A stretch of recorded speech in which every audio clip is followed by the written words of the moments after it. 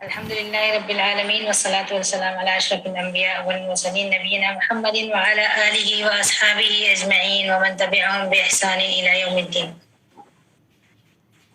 اللهم أرنا الحق حقا وارزقنا اتباعه وأرنا الباطل باطلا وارزقنا اجتنابه. اللهم علمنا ما ينفعنا وانفعنا بما علمتنا وزدنا علما يا رب العالمين. ابھی شاہینہ باجی نے ماشاءاللہ بہت اچھی طرح سے روزوں کی اہمیت اور اس کی فضیلت بتائی. اس سے پہلے شبستہ باجی مکمل طور سے ہم کو ایمان کی تازگی اور ہمارے اندر جذبہ اور حوصلہ پیدا کیا انہوں نے. اللہ تعالیٰ ہم سب کو زیادہ سے زیادہ اس رمضان سے فائدہ اٹھانے کی توفیق عطا فرمائے. پروگرام کے شروع میں جس آیت کی تلاوت کی گئی تھی شہر رمضان الذی انزل فیہ القرآن، ہماری گفتگو کا موضوع یہی ہوگا، شہر رمضان الذی انزل فیہ القرآن. رمضان کی یہ فضیلت، اس کی یہ اہمیت، اس کو یہ مقام، تمام مہینوں کے بیچ سے اس مہینے کی اتنی افضلیت اس لیے کہ اس میں قرآن پاک نازل ہوا.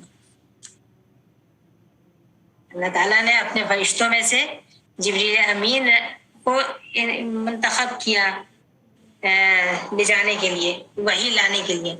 نبی کریم صلی اللہ علیہ وسلم کو برگزیدہ کیا بندوں میں سے اس قرآن کی امانت دینے کے لیے، رسول بنانے کے لیے. اور رمضان المبارک کا مہینہ اور شب قدر کی رات جس میں یہ قرآن پاک نازل ہوا، اور اللہ تعالیٰ نے جس طرح نبی کریم صلی اللہ علیہ وسلم کو تمام انسانوں پر، جبریل امین کو تمام فرشتوں پر فوقیت دی، اسی طرح سے رمضان کے مہینے کو تمام مہینوں پر اور قدر کی رات کو تمام راتوں پر فضیلت دی اس قرآن پاک کی برکت سے. اللہ تعالیٰ فرماتے ہیں کتاب انزلناہ الیک مبارک، یہ کتاب جو آپ کی طرف نازل کی ہم نے، یہ بہت ہی مبارک کتاب ہے. تو قرآن رمضان کے مہینے کے روزے ہم پر فرض کیے گئے اس نعمت کو محسوس کرنے اور اس کا شکر گزار ہونے کے لیے. ہم قرآن پاک کی نعمت کو سمجھیں، یہ کتنی بڑی نعمت تھی جس نے ان بندوں کو خدا سے جوڑ دیا، جنہوں نے ہم کو ہمارے رب سے ہم کلام کر دیا. ہم اپنے رب کی باتیں سنتے ہیں، اس کا منشا جانتے ہیں، کس چیز سے بچنا ہے، کیا کرنا ہے، کس چیز سے محتاط رہنا ہے، کس چیز کی طرف لپک کر جانا ہے، کیا ہمارا منصب ہے، کیا فریضہ ہے، کیا ذمہ داری ہے. یہ ساری چیزیں ہمارے رب نے ہم کو بتا دی اس کتاب کے ذریعے سے. شہر رمضان الذی انزل فیہ القرآن، جس میں یہ قرآن نازل کیا گیا، ھدی للناس، لوگوں کے لیے ہدایت ہے. بہت بڑی نعمت ہے، اس نعمت کو محسوس کریں کہ یہ لوگوں کے لیے ہدایت ہے. اور اس آیت میں ہدایت کا لفظ 2 دفعہ استعمال ہوا ہے. چاہے وہ ہدایت ہو جس کا سب لوگ یقین کرتے ہیں، سب لوگ جس کا اعتراف کرتے ہیں، جس کو سب مانتے ہیں، چاہے وہ ہدایت ہو جس کو خوش نصیب قبول کرتے ہیں اور بد نصیب منہ پھیر لیتے ہیں، ہر دھرمی دکھا دیتے ہیں. یہ دونوں ہی عبادتیں اس سے، ہدایتیں اس سے مقصود ہیں.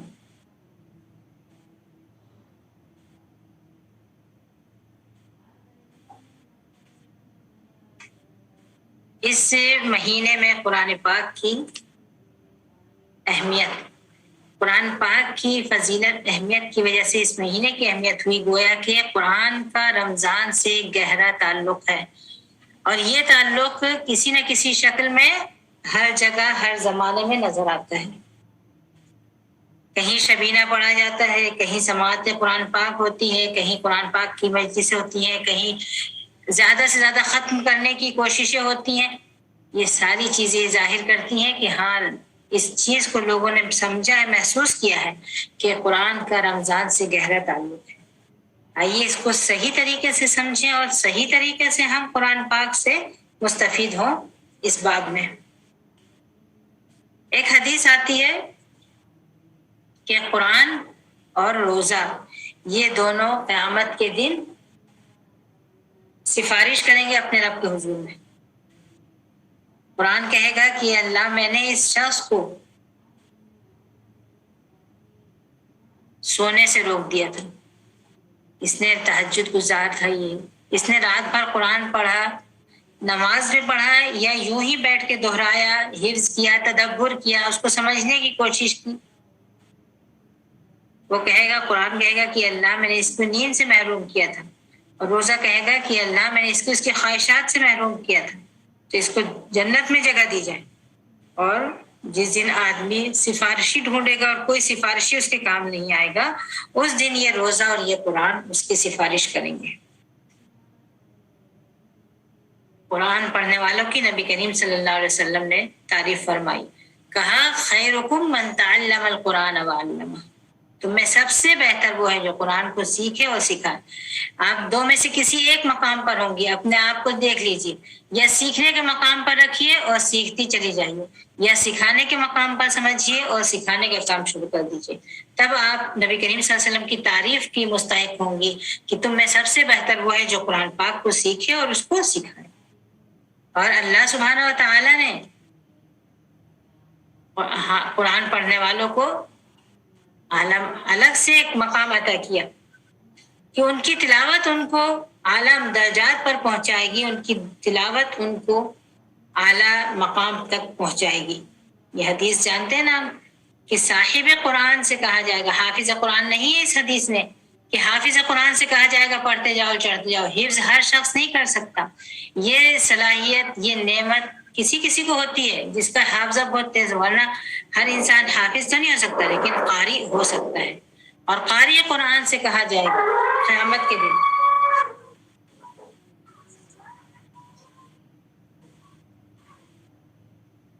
قرآن کے دن، قیامت کے دن صاحب قرآن یعنی قرآن کے ساتھی سے جو سوتے جگتے اٹھتے بیٹھتے اس کو پڑھتا ہوگا، اس سے کہا جائے گا کہ پڑھتے جاؤ اور چڑھتے جاؤ.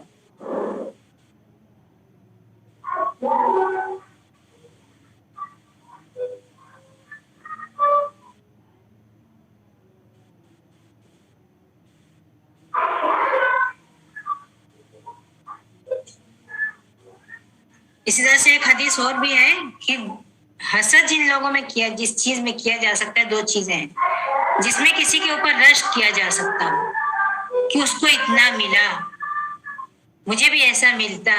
یہ رشک صرف دو چیزوں کے بارے میں کیا جا سکتا ہے. ایک قرآن پڑھنے والے جس کو اللہ تعالیٰ نے قرآن عطا کیا ہو، چلتے پھرتے اٹھتے بیٹھتے وہ پڑھتا ہو، اس کو دیکھ کے کوئی رشک کرے کہ مجھے بھی اتنا یاد ہوتا میں بھی ایسے پڑھتا، مجھے بھی اتنا آتا ہوتا میں بھی اس طرح چلتے پھرتے پڑھتا. یہ چیز رشک کی ہے. دوسری رشک کی چیز یہ کہ اللہ تعالیٰ کسی کو مال عطا کرے اور وہ صبح شام دن رات اس میں سے خرچ کرے، تو کوئی اس پر رشک کرے کہ اگر مجھے اللہ تعالیٰ اتنا مال دیتا تو میں بھی اس طرح سے خرچ کر دیتا. تو یہ رشک صرف انہی دونوں چیزوں میں. سفیان ثوری رحمۃ اللہ علیہ کہتے ہیں رمضان کے بارے میں، رمضان کیا ہے؟ رمضان اطعام الطعام ہے، قراءت القرآن، زیادہ سے زیادہ قرآن پڑھو، زیادہ سے زیادہ لوگوں کو کھانا کھلاؤ. یہ ہے رمضان کی فضیلت، یہ رمضان کا ثواب ہے، یہ ہے رمضان کی اصل. زیادہ سے زیادہ لوگوں کو کھانا کھلانا. دیکھیے کھانا کھلانے کا یہ مطلب نہیں ہے کہ آپ بڑی بڑی پارٹیاں اپنے گھر میں، کسی کے دروازے پہ راشن پہنچا دینا بھی کھانا کھلانا. تو کھانا کھلانا اور زیادہ سے زیادہ قرآن پڑھنا یہ رمضان ہے. پڑھنا کسی بھی طرح کا ہو سکتا ہے. بعض لوگ صرف ثواب کی نیت سے پڑھتے ہیں، کوشش کرتے ہیں کہ زیادہ سے زیادہ پڑھیں، ایک دن میں 5 پارے 10 پارے پڑھ لیں ختم. کچھ لوگ تدبر کے لیے اور فہم کے لیے پڑھتے ہیں، قرآن اس دورہ قرآن کے ذریعے یا اس کی تفہیم کے ذریعے، تدبر کے ذریعے سمجھنے کی کوشش کرتے ہیں، اپنے رب کی مراد جاننے کی کوشش کرتے ہیں، اپنے رب کا منشا جاننے کی کوشش کرتے ہیں اور اس پر عمل کرنے کی کوشش کرتے ہیں. اور کچھ لوگ حفظ کرنے کے لیے پڑھتے ہیں، جو بار بار یاد کرتے ہیں، رات کے وقت میں، دن میں، فجر بعد، عشاء بعد ان کو حفظ کرنا ہوتا ہے. خواہ ان کو تراویح خود پڑھانا ہو یا اپنے اکیلے تراویح پڑھنا ہو یا تہجد میں پڑھنا ہو، اپنے قرآن پاک کا اپنے حفظ کا مراجعہ کرنا ہو، اس کو پکا کرنا ہو. یہ شکلیں ہیں قرآن پاک کو پڑھنے کی. اسی میں سے ایک شکل جو شبینے کی شکل پڑ جاتی ہے، جو ایک رات میں قرآن پاک ختم کرتے ہیں، بہت زیادہ اسپیڈ میں قرآن پاک پڑھا جاتا ہے جس کے حروف بھی صحیح نہیں آتے. اس طرح سے قرآن پاک پڑھنا غلط ہے، چاہے وہ رات میں پڑھا جائے، تہجد میں پڑھا جائے یا اکیلے اپنے آپ پڑھا جائے. اگر حروف صحیح نہیں ہے، قرات صحیح نہیں ہے اور اس کو بہت تیزی سے صرف ثواب کی نیت سے پڑھ لیا جائے، یہ غلط ہے. ہم دنیا کی کسی کتاب کو، کوئی انسان کوئی اپنے کلام کو اس طرح سے پڑھنا برداشت نہیں کرے گا، بغیر سوچے سمجھے، بغیر صحیح حروف اور تلفظ کے اس کو پڑھتے چلا جائے، کوئی اس کو پسند نہیں کرے گا. تو یہ چیز ہے کہ ہم اللہ تعالیٰ کی کتاب کے ساتھ یہ بیعت بھی کریں کہ اس کو بغیر سمجھے ہوئے، بغیر اس کے حروف کی صحیح ادائیگی کے اس کو صرف جلدی جلدی ختم کرنے کی کوشش کریں ثواب کے لیے، یہ غلط ہے. دوسری چیز یہ کہ ایک اور رواج عام پا گیا لوگوں میں مجلس سماعت کا. مجلس سماعت میں یہ کہ کوئی ایک قرآن پڑھتا ہے، باقی سب لوگ بیٹھ کے خاموشی سے سنتے ہیں اور مجلس ختم ہو جاتی ہے. دوسری شکل اس کی یہ ہوتی ہے کہ اس پہ ریکارڈنگ کسی بھی اچھے قاری کی تلاوت لگا دی جاتی ہے اور خاموشی سے بیٹھ کر سنا جاتا ہے. دلیل یہ دی جاتی ہے کہ نبی کریم صلی اللہ علیہ وسلم حضرت جبریل سے قرآن پاک سنتے تھے، یا حضرت جبریل نبی کریم صلی اللہ علیہ وسلم کے ساتھ قرآن پاک سنتے تھے.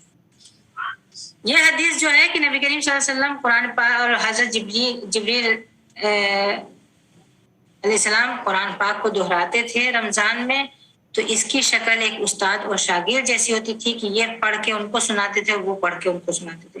اگر آپ حلقہ قرآن بنانا چاہتی ہیں تو اس کی بہترین شکل یہ ہوگی کہ کئی ایک بہنیں ایک ساتھ بیٹھیں، کوئی ایک جس کی اچھی قرات ہو وہ پڑھے، اس کے بعد پھر دوسری پڑھے، تیسری پڑھے، کہیں غلطی ہوتی ہے اس کی تصحیح کی جائے، صحیح کیا جائے اس کو، پھر تیسری پڑھتی، چوتھی، چاہے ایک ایک آیت سب لوگ پڑھیں یا پورا جتنا پڑھا ہے آدھا پیج یا ایک سورہ اسی کو باری باری سب لوگ پڑھیں، وہ سب کی تصحیح کی جائے.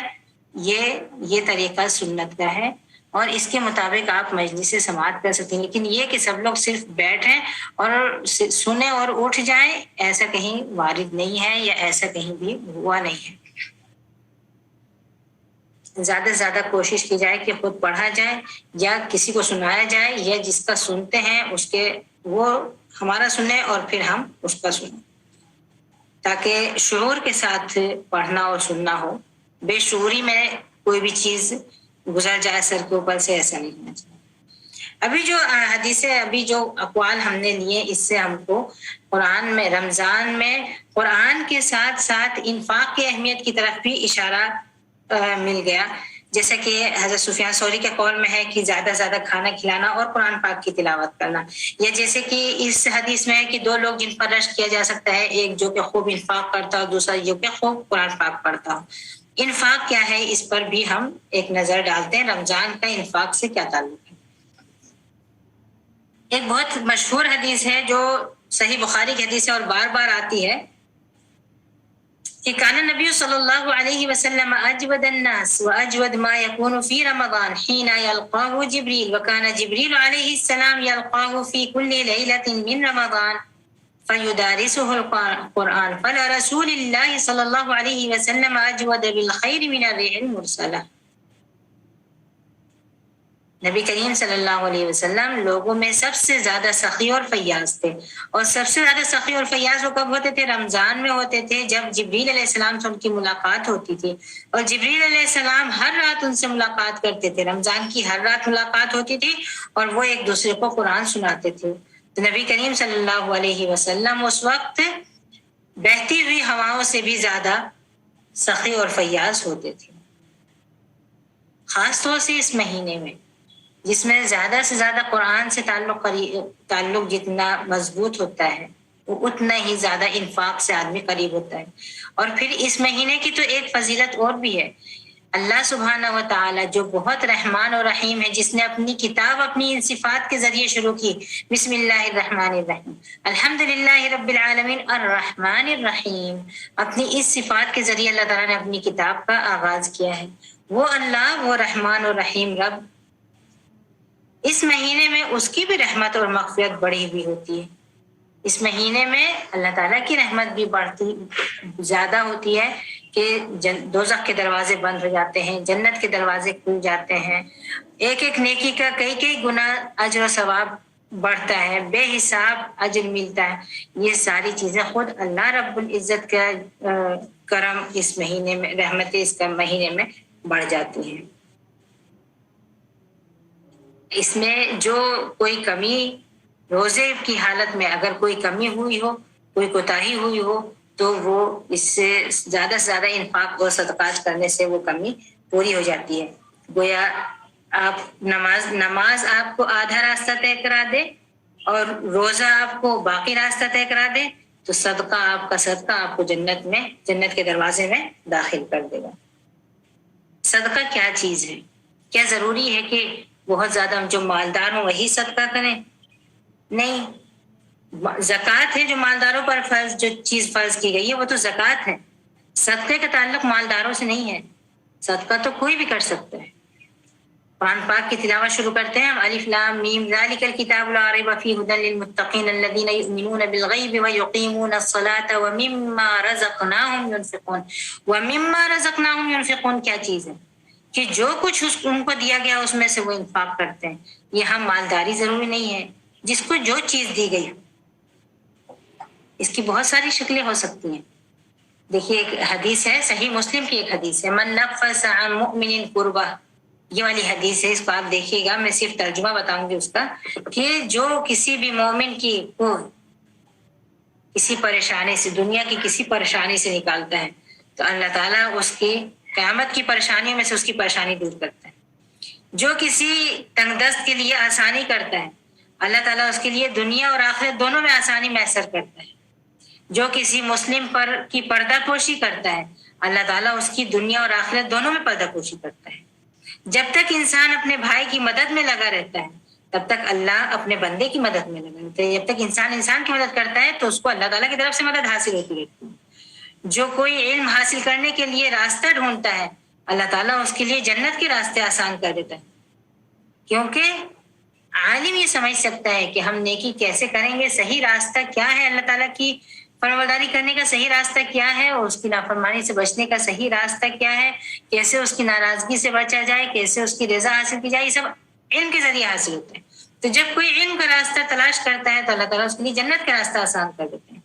اور اب دیکھیے اس کا تعلق قرآن پاک سے، کہ آگے حدیث میں آگے کے الفاظ ہیں کہ جب بھی کچھ لوگ کسی اللہ کے گھروں میں سے کسی گھر میں اکٹھا ہوتے ہیں، چاہے وہ مسجد ہو، چاہے وہ مدرسہ ہو، چاہے وہ آپ کا گھر ہو، جب بھی کچھ لوگ اکٹھا ہوتے ہیں، اللہ کی کتاب کی تلاوت کرتے ہیں، آپس میں اس کو سمجھتے اور سمجھاتے ہیں، تو اللہ تعالیٰ ان کے اوپر سکینت نازل فرماتا ہے، ان کے اوپر رحمت چھا جاتی ہے. فرشتے ان کو اپنے گھیرے میں لے لیتے ہیں، اللہ تعالیٰ اپنے دربار میں ان کا ذکر کرتے ہیں. اور جان لیجئے کہ جس کا عمل کوتاہی کریں گے، اس کا حسب و نسب اس کو آگے لے کر نہیں بڑھ سکتا. اگر عمل سے کوتاہی ہوئی تو حسب و نسب سے کوئی آگے نہیں بڑھ پائے گا.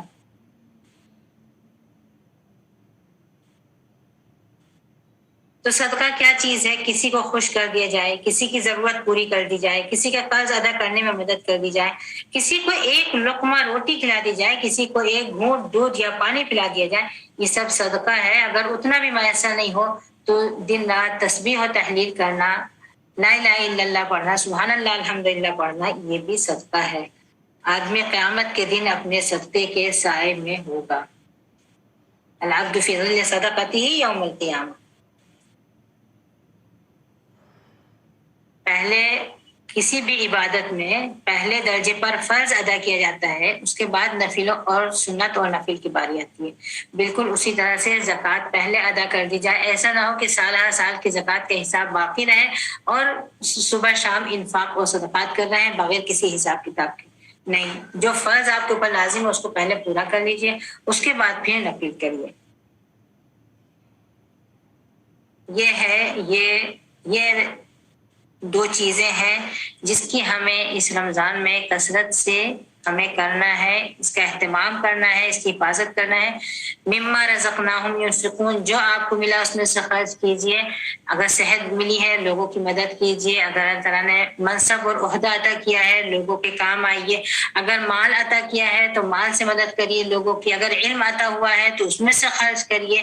کسی کو قرآن پڑھنا سکھا دیجیے، کسی کا قرآن سن لیجیے، کسی کو نماز سکھا دیجیے. جو آپ کے پاس ہے وہ آپ اس میں سے خرچ کریے، کیونکہ یہ مہینہ ایسا ہے جس میں دل کھلے ہوئے ہوتے ہیں ہر خیر کے لیے اور نیکی کے لیے. اور یہ وہ مہینہ ہے جس میں اللہ تعالیٰ کی رحمت کے سارے دروازے کھلے ہوئے ہوتے ہیں. یہ وہ مہینہ ہے جس میں نبی کریم صلی اللہ علیہ وسلم زیادہ سے زیادہ سخت و فیاض ہوتے تھے. یہ وہ مہینہ ہے جو ہم سے بھی یہی مطالبہ کرتا ہے کہ ہم اپنے دل کے دروازے کھول دیں. صرف اپنے لیے نہیں، ہمارا راشن ہر مہینے سے بڑھ کر نہیں آئے اور ہمارے کپڑے ہر مہینے سے زیادہ نہیں سل جائیں، بلکہ دوسروں کے لیے. دوسروں کے لیے ہم اپنے مال کے جو بھی اللہ نے ہم کو جو چیز عطا کی ہے، ہم دوسروں کے لیے اس کے دروازے کھول دیں. قرآن سے اپنے تعلق کو مضبوط کریں، صبح شام اس کو پڑھنے کی کوشش کریں. اس کے لیے ہم اپنا منصوبہ بنائیں، پروگرام بنائیں، جیسا کہ شبیستہ باجی نے ابھی بتایا ہے، اور پھر ہم اس میں روزانہ اس کی پابندی کریں. اللہ تعالیٰ ہم کو اور آپ کو سب کو زیادہ سے زیادہ اس مہینے کی برکتوں کو سمیٹنے کی توفیق عطا فرمائے. سمجھدار وہ ہے جو اپنے کاروبار میں فائدہ اٹھا لے، اور خسارے میں ہے وہ جس نے ایسے وقت میں، ایسے فائدے کے وقت میں اپنے آپ کو خسارے میں ڈال دیا ہو. اللہ تعالیٰ ہم سب کو اس خسارے سے بچائے اور ہم سب کو فائدے کے سودا عطا کرے. اقول قولی هذا واستغفر الله لي ولكم ولجميع المسلمين وصلى الله على نبينا محمد وعلى اله وصحبه اجمعين. اللهم اغفر لنا ولوالدينا ولمعلمينا وللسامعين ولمن لهم حق علينا يا رب العالمين.